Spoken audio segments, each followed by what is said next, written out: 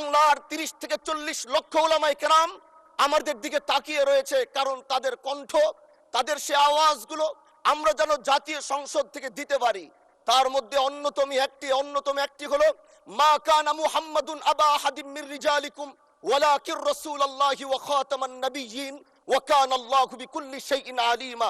আপনি জানেন নবীর পরে আল্লাহ নবী হচ্ছে আমার ইমানের অংশ, আমার ইমানের পার্ট।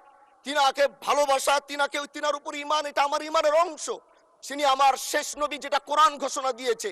নবীও বলেছে আনা খাতামুন নাবিয়্যিন আলা নাবিয়্যা বাদি, আমি শেষ নবী, আমার পরে কোনো নবী আসবে না। কিন্তু মাননীয় স্পিকার, দুঃখের সাথে বলতে হয় বাংলাদেশে এরকম একটি পার্ট রয়েছে, যেই পার্টের এক অংশ মানুষ তারা নবীকে অস্বীকার করে, তারা মুসলমান দাবি করে। এবং এই বিষয়ে অনেকেরই ধারণা আছে, তারা জানে এই আন্দোলন করতে গিয়ে অনেক মুসলমানকে রাস্তায় শহীদ হতে হয়েছে, আন্দোলন করতে হয়েছে।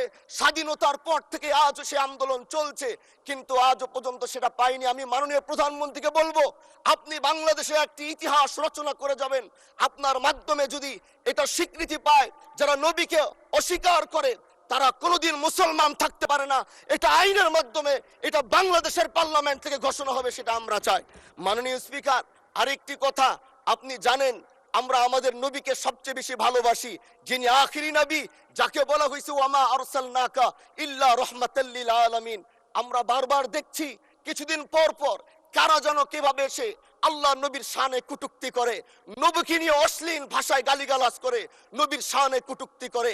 এই আন্দোলন, এই সংগ্রাম করতে গিয়ে আপনিও মাননীয় স্পিকার দেখেছেন, রাস্তাঘাটে আন্দোলন করতে গিয়ে কত মানুষ মৃত্যুবরণ করেছে। যদি একবার বাংলাদেশের আইনে, কারণ মুসলমান যদি আমাদের বাংলাদেশের পার্সেন্টেজ অনুযায়ী আমাদের অবশ্যই মুসলমানদের সংখ্যা এই দেশে অনেক বেশি। আমরা তো অন্য কিছু চাচ্ছি না। এই দেশের মানুষ নামাজ না পড়লেও যদি কেউ নবীকে কটূক্তি করে, তার কলিজা ছিঁড়ে যায়, সে রাজপথে নেমে যায়। আমি বলবো, যারা নবীকে কটূক্তি করে, নবীর নামে গালিগালাজ করে, এদের মৃত্যুদণ্ড, এই আইনটাও যেন বাংলাদেশের এই সংসদ থেকে পাশ করা হয়।